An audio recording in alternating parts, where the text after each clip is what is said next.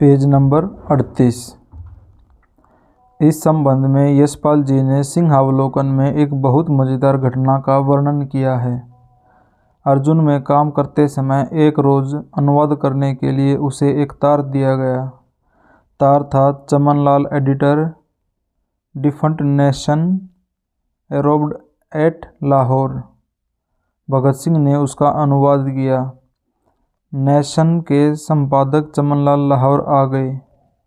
अर्जुन अनुवाद में छप भी गया। इंद्र जी ने अनुवाद की ओर भगत सिंह का ध्यान दिलाया, परंतु भगत सिंह को इसमें कोई भूल दिखाई न दी। उनका ख्याल था कि चमनलाल डिफरेंट नेशन नामक पत्र के संपादक हैं। इंद्र जी ने उसे डिक्शनरी देखने का आदेश दिया और भगत सिंह को मालूम हुआ कि डिफरेंट का अर्थ बंद हो चुका हुआ पत्र है। कुछ दिन बाद वह फिर कानपुर पहुंच गए। गंगा में बाढ़ आई हुई थी। ऐसे अवसरों पर स्वयं सेवकी करना उनका पैतृक गुण था। लोगों को बचाने और बसाने में जुट गए। कानपुर में ही भगत सिंह की मुलाकात प्रसिद्ध क्रांतिकारी चंद्रशेखर आज़ाद से हुई। आज़ाद उस समय कानपुर में थे और विद्यार्थी जी के अतिथि थे। एक सुबह आज़ाद अंदर से ज्यों ही बाहर वाले कमरे में आए, उन्होंने विद्यार्थी जी के निकट एक अपरिचित किंतु तेजस्वी नवयुवक को बैठा देखा। उसे देखकर आज़ाद क्षण भर को ठिठक गए। वह नवयुवक लंबे कद और छरहरे बदन का था। रंग गोरा था, आंखें छोटी छोटी थी। उसके चेहरे पर विलक्षणता का भाव था। उसने सिर के ढीले केशों पर लटकती सी पगड़ी बांध रखी थी और उसके शरीर पर कोट और लुंगी थी। आज़ाद को उसने आकर्षित किया। आइए पंडित जी, आज़ाद को संकोच में देख विद्यार्थी जी ने सपाक से कहा। कार्यव्यस्त नवयुवक ने दृष्टि ऊपर उठाकर देखा। पंडित जी के रूप में उसे भव्य व्यक्तित्वधारी रोबीले नवयुवक के दर्शन हुए। कैसा संयोग है कि दो ऐसे व्यक्ति जो एक दूसरे के साक्षात्कार और सहयोग के लिए आतुर लालायित रहे हैं, एक दूसरे के समक्ष उपस्थित हैं। विद्यार्थी जी ने इस कथन ने दोनों को प्रबल रूप से एक दूसरे की ओर आकर्षित किया। बलवंत का अनुमान सत्य निकला। तुम पंडित जी से मिलने को आतुर थे न बलवंत? लो, तुम्हारी मनोकामना पूरी हुई। ओह, क्रांति देवता पंडित चंद्रशेखर आज़ाद। हर्षोत्तिरेक से भगत सिंह आज़ाद की ओर बढ़े। वाह भाई, खूब मिले, मुझे तुम्हारी ही तलाश थी, कहकर आज़ाद ने भगत सिंह को गले से लगा लिया और दो क्रांति के अजस्त्र स्रोत मिलकर एक हो गए। कुछ दिन बाद भगत सिंह पुनः लाहौर लौट गए। लाहौर पहुंचते ही वह पूरी शक्ति से नौजवान भारत सभा की स्थापना में जुट गए। उसका संविधान बनाने में श्रेष्ठ मनुष्य, श्रेष्ठ साथी और श्रेष्ठ क्रांतिकारी कदम ब कदम उसके साथ थे। भारतीय क्रांति में बहुत से ऐसे लोगों ने अपनी जानें कुर्बान की हैं जो हमेशा खामोश रहे और अपनी जिंदगी भी उन्होंने खामोशी से भारत माँ की सेवा में समर्पित कर दी। लेकिन भारतीय क्रांति के इतिहास में उनका नाम नहीं आया। ऐसे ही लोगों में भगवती चरण भी थे, भगत सिंह के साथी, उनके दाहिने हाथ और उनके मार्गदर्शक। उनके बारे में भी यहाँ थोड़ा सा लिखना आवश्यक है। भगवती चरण भी नेशनल कॉलेज के विद्यार्थी थे, लेकिन भगत सिंह से 2 कक्षा ऊपर थे।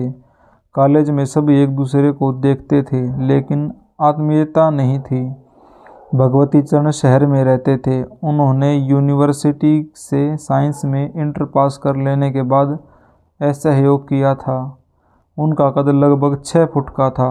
दोहरा, कसरती, चुस्त बदन, गोल सा गंभीर चेहरा, गंदुमी रंग, जरा भारी होठ, आंखें चश्मों के पीछे छुपी हुई।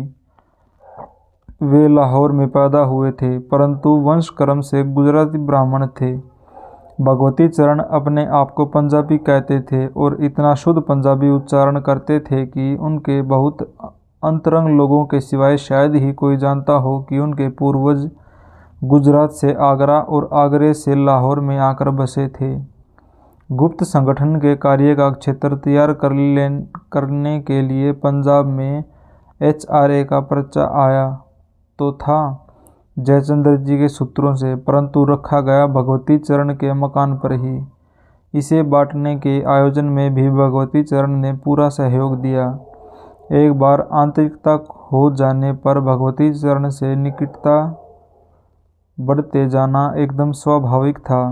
इन्हीं दिनों गुप्त संगठन के कार्य का क्षेत्र तैयार करने और जनता में उग्र राष्ट्रीय भावना जगाने के लिए नौजवान भारत सभा की स्थापना कर ली गई थी। नौजवान भारत सभा के मुख्य सूत्रधार भगत सिंह एवं भगवती चरण ही थे। सभा का कार्य प्रकट था और सार्वजनिक जीवन से संपर्क रखने वाले विश्वस्त कार्यकर्ताओं को उसमें सुविधा से लपेटा जा सकता था।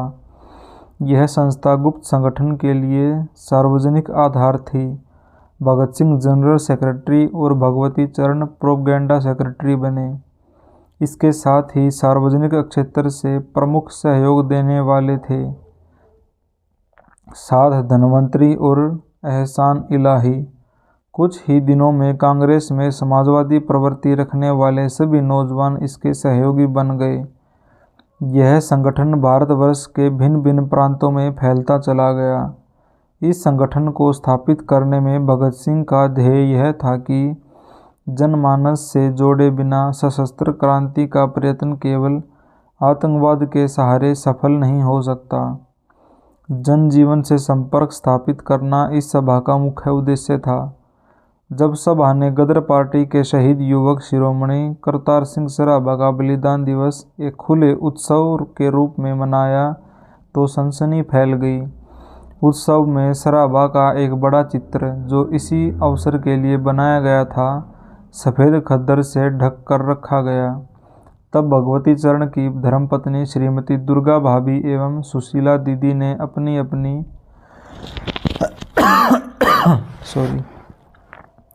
उंगली काटकर उस खद्दर पर खून का अभिषेक किया तो उपस्थित जनता देशभक्ति और बलिदान की भावना से अभिभूत हो उठी। एक शहीद क्रांतिकारी का बलिदान दिवस इस तरह मनाना ऐतिहासिक घटना थी और सराभा चित्र का अनावरण गुप्त आंदोलन का जनता के मानस क्षेत्र में प्रथम उद्घाटन ही था। भारतीय भाषाओं एवं संस्कृति की रक्षा, शारीरिक मानसिक स्वास्थ्य को बढ़ाना और कुरीतियों को दूर करना भी सभा का उद्देश्य था।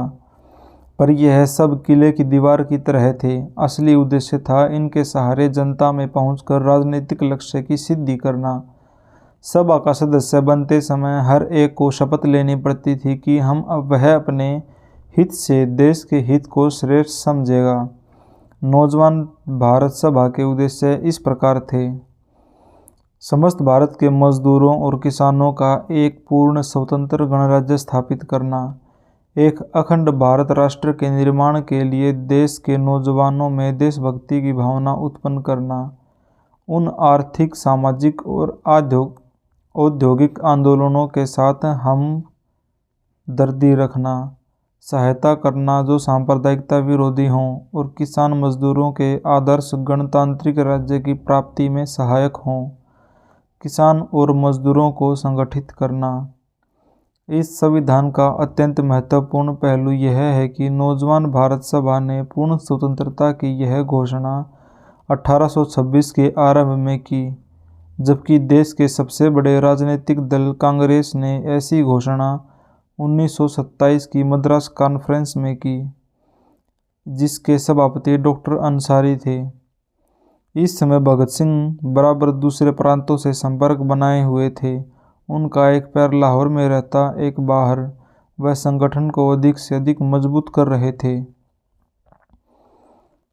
चैप्टर 5 29 जुलाई 1927 भगत सिंह बाहर से लौटे थे और अमृतसर स्टेशन पर गाड़ी से उतर रहे थे। अपनी आदत के अनुसार उन्होंने इधर उधर भागने की कोशिश की। कि कोई पीछा तो नहीं कर रहा और बहुत चौकन्ने भाव से स्टेशन से बाहर आए। कुछ आगे बढ़े तो एक पुलिस वाला उनकी ओर बढ़ता नजर आया। उन्होंने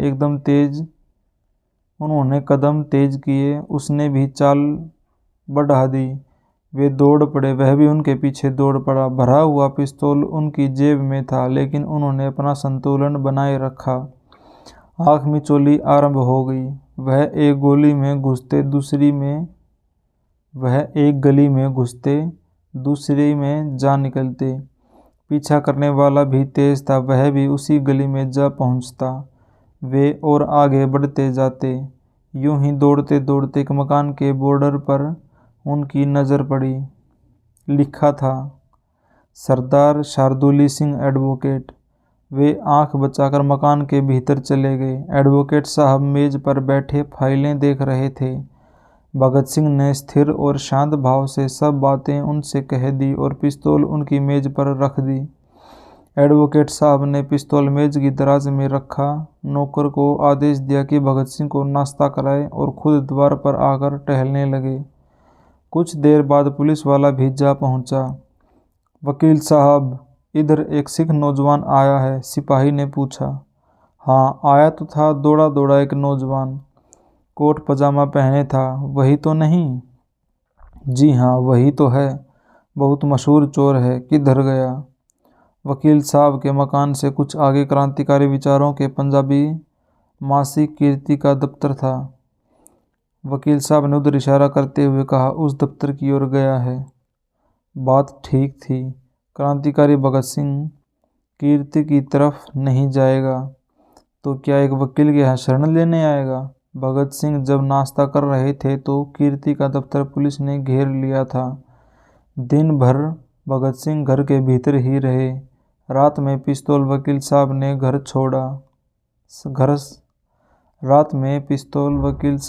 घर छोड़ा। छहराटा स्टेशन से ट्रेन में बैठ गए। लाहौर स्टेशन पर उतर करके कुछ देर प्लेटफॉर्म पर खड़े रहे। पिस्तौल उनके पास नहीं था, इसलिए काफ़ी निश्चिंत थे। जब कोई उनके पास नहीं आया तो ये स्टेशन से बाहर निकले और तांगे में बैठकर चल पड़े। कुछ दूर जाने पर तांगा पुलिस ने घेर लिया और उनके हाथों में हथकड़ियाँ डाल दी। पुलिस उनके थाने ले जा रही थी। कोई परिचित मिल गया तो उन्होंने अपने पिता के पास गिरफ्तारी की सूचना भिजवा दी। इस गिरफ्तारी का आधार कुछ था और नाम कुछ था। लाहौर में दशहरे का जो मेला होता था, उसकी भीड़ पर किसी ने बम फेंक दिया था। 10-12 आदमी मर गए थे और 50 से अधिक घायल हुए थे। इसे दशहरा बम कांड कहा गया। आम जनता क्रांतिकारियों को बम पार्टी कहती थी। यह बात सारा देश जानता था कि क्रांतिकारी लोग बम पिस्तौल से अंग्रेजों को डराना चाहते थे। चांदनी चौक में लॉर्ड हार्डग्रिज पर 23 दिसंबर 1912 को बम फेंका जा चुका था। काकोरी केस तो 1925 में हुआ था, जिसमें चलती हुई ट्रेन को रोककर सरकारी खजाना लूट लिया गया था। इस पृष्ठभूमि में जब 1926 के दशहरे पर वह बम फटा तो सबके ध्यान में क्रांतिकारी कौंध गए। अंग्रेजी सरकार की खुफिया पुलिस ने इस अवसर का पूरा फायदा उठाया और यह बम क्रांतिकारियों ने फेंका है संदेह की इस चिंगारी को खूब हवा दी। इससे उसे दो फायदे थे। पहला यह कि जनता में क्रांतिकारियों के प्रति नफरत फैलती थी। दूसरा यह कि संदिग्ध क्रांतिकारियों को फंसाने में पुलिस को सुविधा प्राप्त होती थी। ऊपर से देखने में ऐसा लगता था कि भगत सिंह की गिरफ्तारी दशहरा बम कांड के सिलसिले में हुई है, पर इस बात में कोई तुक नहीं थी। चन्नन दिन नाम के आदमी ने बम फेंका था। जानकर लोग उसे पुलिस का ही आदमी कहते थे। वह पुलिस के इशारे पर ही सांप्रदायिक तनाव पैदा करने के लिए यह सब करता था। बाद में वह दुष्ट आत्मा सांप के काटने से मर गया। वास्तविक बात यह थी कि भगत सिंह को गिरफ्तार करके पुलिस काकोरी केस के फरारों और दूसरे संबंधित क्रांतिकारियों की खोज खबर लेना चाहती थी। काकोरी कांड को अंतिम रूप देने के लिए क्रांतिकारियों की जो बैठक मेरठ में हुई थी, उसमें भगत सिंह निमंत्रित थे। वे उसमें सम्मिलित न हो सके थे। इसकी सूचना पुलिस के पास थी। यह बात इससे भी सिद्ध है कि काकोरी केस के निर्माता पुलिस अधिकारी खान बहादुर तशुक हुसैन स्वयं लाहौर आए थे और उन्होंने भगत सिंह से स्वयं पूछताछ की थी। भगत सिंह ने इस बंदी जीवन में अद्भुत क्रांतिकारी व्यक्तित्व का परिचय दिया। पुलिस के त्रास सहन में वे चट्टान सिद्ध हुए और अपने रहस्यों को छिपाए रखने में भोलेपन का उन्होंने ऐसा अभिनय किया कि चालाक अफसर भी दुविधा के चक्कर में फंस गए। पुलिस की हवालात अब भी गांव की चौपाल नहीं है कि आदमी वहां बैठा आराम से बातें करता रहे। फिर यह तो अंग्रेजों के राज्य की बात है। छानबीन भी एक ऐसे क्रांतिकारी की हो रही थी जिस पर पुलिस की निगाह तो बहुत दिनों से थी, 1924 से, पर वह अपनी होशियारी की वजह से जो पुलिस के हाथ नहीं आ रहा था और अब लाहौर के किले में एकदम उसकी मुट्ठी में था। दशहरा बम कांड तो बहाना था, पूछताछ का निशाना तो दल और काकोरी के फरार अभियुक्त थे। पुलिस अफसर अपनी बातों पर आते भगत सिंह दशहरा बम कांड की गैर इंसानी हरकत की निंदा करने लगते। ये सब वे इतने निश्चिंत भाव से करते कि उनका चेहरा बिल्कुल शांत रहता। अफसरों के कागज कुछ कहते, भगत सिंह के बोल कुछ। अफसर सब कुछ कर सकते थे, उनके गुस्से पर किसी की रोक न थी। इतनी अधिक से अधिक यंत्रणा दे सकते थे, अंग्रेजों ने उन्हें दी, लेकिन भगत सिंह एकदम शांत अविचलित बने रहे। भगत सिंह 15 दिन लाहौर के किले में रहे और बाद में बोस्टर्ल की जेल में भेज दिए गए। उनके पिता सरदार किशन सिंह के प्रभाव और कानूनी कार्यवाहियों के कारण पुलिस भगत सिंह को मजिस्ट्रेट के सामने पेश करने को बाध्य हुई। वह उनसे कोई बात कहला न सकी थी, इसलिए कुछ ही सप्ताह बाद भगत सिंह जेल से मुक्त हो गए। मुक्ति का कारण था हाईकोर्ट द्वारा जमानत की स्वीकृति। वह जमानत उस समय के अखबारों के लिए एक विशेष समाचार बन गई थी, क्योंकि यह जमानत 60,000 रुपये की थी। इससे स्पष्ट है कि पुलिस ने उनके भयंकर मनुष्य होने के बारे में कैसी रिपोर्ट दी होगी। फिर भी हाईकोर्ट के जज जमानत मानने को मजबूर थे, क्योंकि उस सपोर्ट में भगत सिंह के विरुद्ध संदेह चाहे लाख थे, पर भगत सिंह की स्वीकृति का कोई शब्द तो न था और न कोई ऐसा प्रमाण ही जो अदालत में टिक सके। 60,000 रुपये उस युग में बहुत थे, फिर एक सरकार विरोधी आदमी के लिए तो बहुत से भी ज़्यादा थे। सरकार किशन सिंह के मित्र बैरिस्टर दुन्नी चंद लाहौर वाले ने 30,000 रुपये की जमानत दी और 30,000 की श्री दौलत राम ने दी। पिता पुत्र के दृष्टिकोण में अंतर था, पर जीवन के आदर्श का नहीं। पिता का दृष्टिकोण आतंकवादी क्रांतिकारियों से मिलता जुलता था। उनका कहना था, शत्रु पर चोट करो और बार बार चोट करो, चोट खाओ मत, ताकि तुम दोबारा चोट खाने योग्य रह सको।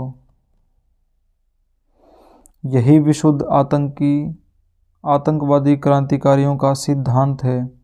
भगत सिंह इसी क्रांति को जन क्रांति में परिवर्तित करना चाहते थे। उनका कहना था, इस तरह चोट खाओ, इस तरह अपनी आहुति दो कि चोट मारने का काम उन लोगों का न रहे और जनता उसे अपने हाथों में ले ले। अपने आदर्श के लिए भगत सिंह ने ऐसा कर्म किया कि देश के इतिहास में इसका कोई जोड़ नहीं, पर उस कर्म के लिए उनके पिता ने इतना सहा कि वह भी बेजोड़ है। भाग 6। भगत सिंह में बगावत और अनुशासन का अजब मिलाप था। वे इस बात को अच्छी तरह समझते थे कि उन्होंने 60,000 की जमानत दी है, उनके प्रति उनका क्या दायित्व है। वे ऐसा कोई काम नहीं कर सकते थे जिससे उनके जमानती किसी तरह से खतरे में पड़े। उनके लिए सरदार किशन सिंह ने लाहौर के पास खासरिया में एक डेयरी खुलवा दी। भगत सिंह डेयरी का काम देखने लगे। इन दिनों उन्होंने व्यापारिक प्रतिभा का बड़ा अच्छा परिचय दिया। वे स्वयं सरदार किशन सिंह के साथ जाकर भैंसें खरीद कर लाए और दूसरे प्रबंधों में भी उन्होंने दिलचस्पी ली। सुबह 4 बजे से उठकर भैंसों का दूध निकालना दिन निकलने के साथ ही तांगे में दूध के बर्तन लादकर लाहौर ले जाना, अपने ग्राहकों को उसे देना, उनका हिसाब रखना, उनसे पैसे लेना और ज़रूरत की चीज़ें खरीदना, ये सब काम वे एक समझदार व्यापारी की तरह करते थे। किसी दिन नौकर न हो तो गोबर भी अपने हाथ से उठाते थे। लेकिन इस सब के बाद भी क्रांतिकारी गतिविधियां कायम थी। डेयरी दिन में डेयरी रहती और रात में क्रांतिकारियों की धर्मशाला बन जाती थी। भगत सिंह एक बड़ा भिगोना खरीद लाए थे, साथ ही एक स्टोव भी। ठाठ से गर्म दूध साथियों को मिलता था। वहीं सलाह मशविरे होते थे, योजनाएं बनती थी, गपशप भी होती थी। फिर भी भगत सिंह जमानत में जकड़े हुए थे और इस जकड़न को तोड़ने में लगे हुए थे। वे स्वयं ही सरकार को जमानतियों की ओर से लिखते रहते थे कि या तो भगत सिंह पर मुकदमा चलाओ या जमानत समाप्त करो। पत्रों में भी इस संबंध में चर्चा होती रहती थी। सरकार के लिए यह एक प्रश्न चिन्ह था। तभी श्री बोधराज ने पंजाब काउंसिल में सवाल उठाया कि सरकार के पास सबूत हैं तो वह भगत सिंह के खिलाफ मुकदमा क्यों नहीं चलाती। बाद में डॉक्टर गोपीचंद भार्गव ने भी ऐसे ही प्रश्न का नोटिस दिया। सरकार ने जमानत समाप्त होने की घोषणा कर दी और भगत सिंह मुक्त होकर अपने काम में लग गए। जमानत हटते ही डेयरी से भगत सिंह का ध्यान हट गया। ग्राहकों को समय पर दूध नहीं पहुंचा तो ग्राहक टूटे और ग्राहक क्या टूटे, डेयरी ही टूट गई। इस टूट का बोझ भी सरदार किशन सिंह पर ही पड़ा।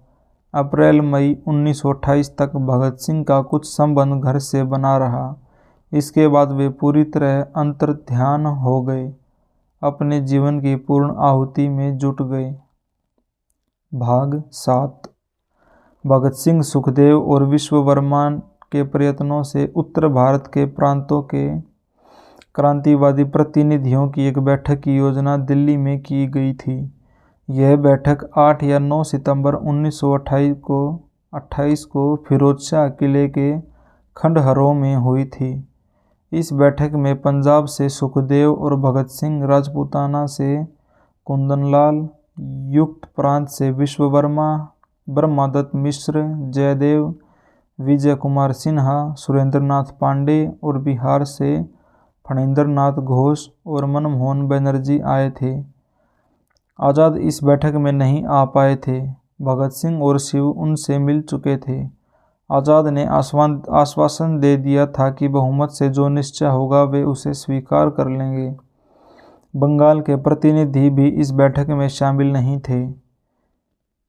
विश्ववर्मा कलकत्ता जाकर बंगाल के लोगों से संबंध स्थापित करने की चेष्टा कर आए थे। बंगाल के उस समय के क्रांतिकारी नेताओं ने सहयोग देने के लिए विकट शर्तें रखी थी। उनकी पहली शर्त थी कि सभी प्रांतों का क्रांतिकारी आंदोलन अनुशीलन दल के तत्कालीन नेता के व्यक्तिगत निरंकुश अनुशासन में रहेगा। दूसरी शर्त थी कि अभी केवल साथी भर्ती करने, रुपया और हथियार इकट्ठे करने का ही काम किया जाए। किसी ऐसे काम में हाथ न डाला जाए जिससे सरकार के चौंकने की आशंका हो। नए उठते संगठन को अनुशीलन की पहली शर्त मंजूर नहीं थी। यह ठीक है कि इससे पहले क्रांतिकारी दलों में दादा लोगों का व्यक्तिगत अनुशासन ही चलता था। पंजाब में जयचंद्र जी और युक्त प्रांत में जे.एन. सान्याल का निष्क्रिय परंतु निरंकुश नेतृत्व उसी दादाडम परंपरा का परिणाम था। नया खून इससे उब चुका था। नए खून में प्रजातंत्र की भावना जाग चुकी थी। ये लोग प्रांतीय दलों का केंद्रीकरण करना चाहते थे, परंतु व्यक्तिगत तानाशाही के अधीन नहीं, संयुक्त उत्तरदायित्व और नेतृत्व द्वारा। अनुशीलन के नेता ने निरंकुश नेतृत्व की मांग तो की, परंतु उनका प्रबंध और सामर्थ्य ऐसा था कि कलकत्ते में विश्ववर्मा को एक रात टिकाने के लिए वे प्रतिदिन अपने 4-5 गुप्त स्थान दिखा देते और जगह न पा सकते। विश्ववर्मा के अनुभव और परामर्श के अनुसार बंगाल से सहयोग की आशा छोड़ दी गई। पहले पहल दिल्ली की बैठक में ही सशस्त्र क्रांतिकारी प्रयत्न के लिए अंतर प्रांतीय आधार बनाया गया। जयचंद्र जी और J.N. सान्याल दोनों को ही इस बैठक से अलग रखा गया, क्योंकि साथी पुरानी रूढ़ि को छोड़कर आंदोलन के लक्ष्य और संगठन के लिए नया मार्ग अपनाना चाहते थे। अब तक विभिन्न प्रांतों में क्रांतिक दलों ने अपने अपने नाम थे। दिल्ली की बैठक में भगत सिंह और सुखदेव ने सभी प्रांतों से प्रतिनिधि लेकर एक केंद्रीय समिति बनाई और पूरे संगठन का नाम Hindustan socialist Republican army, Hindustan Samajwadi प्रजातंत्र सेना रखे जाने का प्रस्ताव रखा। अपने संगठन के नाम में सोशलिस्ट या समाजवादी शब्द जोड़ने को इस बात का प्रमाण नहीं बता दिया जा सकता कि इन्होंने मार्क्सवाद का वैज्ञानिक सिद्धांत और आंदोलन का ढंग खूब समझ लिया था, लेकिन इसमें संदेह नहीं कि अपनी जान की सीमा के अनुसार उस ओर बढ़ रहे थे। मुख्य बात यह है कि ये लोग शोषण की श्रेणी को समझ चुके थे। दिल्ली में फिरोज शाह के खंडहर में क्रांतिकारियों के प्रतिनिधियों की जो अंतर प्रांतीय सभा हुई थी, उसमें कुछ खास बातें तय हुई थी। सशस्त्र क्रांति के काम को आगे बढ़ाने के लिए धन की अनिवार्य जरूरत होगी। गुप्त आंदोलन चंदे से धन इकट्ठा नहीं कर सकता, इसके लिए डकैतियां करनी होंगी, परंतु जहां तक संभव हो डकैतियां बैंकों, खजानों या डाकखानों में की जाए। देहात के अमीर लोगों के यहाँ डकैती करने से जनता में दल के प्रति घृणा पैदा हो जाती है। इस बात को दल अपने लिए हानिकारक समझता था। दिल्ली की बैठक में यह भी स्पष्ट रूप से निश्चय कर लिया गया कि भविष्य में कार्यक्रम किसी एक व्यक्ति के नेतृत्व में नहीं चलेगा। दल के सब हथियार और प्राप्त होने वाला धन केंद्रीय समिति के हाथ में रहेंगे। कोई भी कार्य करने से पहले 7 आदमियों की केंद्रीय समिति में उस पर विचार किया जाएगा। इस बैठक में विजय कुमार सिन्हा और भगत सिंह पर अंतरप्रांतीय संबंध बनाए रखने का उत्तरदायित्व दिया गया। सुखदेव को पंजाब, विश्ववर्मा को युक्त प्रांत, कुंदन लाल को राजपूताना, फणींद्रनाथ को बिहार का प्रतिनिधि संगठनकर्ता स्वीकार किया गया। हथियारों और कोष की कमी के कारण यह निश्चय किया गया कि हथियार और कोष पूर्णतः केंद्रीय समिति के हाथ में रहें। कोष वास्तव में कुछ था ही नहीं, हथियार भी कम ही थे, इसलिए यह तय पाया कि जिस प्रांत में जब आवश्यकता हो हथियार भेज दिए जाएं और लौटकर केंद्रीय समिति में दे दिए जाएं। इसके पूर्व दिल्ली में चंद्रशेखर आज़ाद ही ऐसे व्यक्ति थे जो बड़े होने का दम छोड़कर नए ढंग से नए लोगों के साथ काम करने को तैयार थे। आज़ाद के अतिरिक्त उस समय नए लोगों में शस्त्रों का उपयोग भी कोई ठीक ढंग से नहीं जानता था, इसलिए सशस्त्र या सैनिक कार्य का नेता उन्हीं को बनाकर हिस्परस का कमांडर इन चीफ निश्चित किया गया।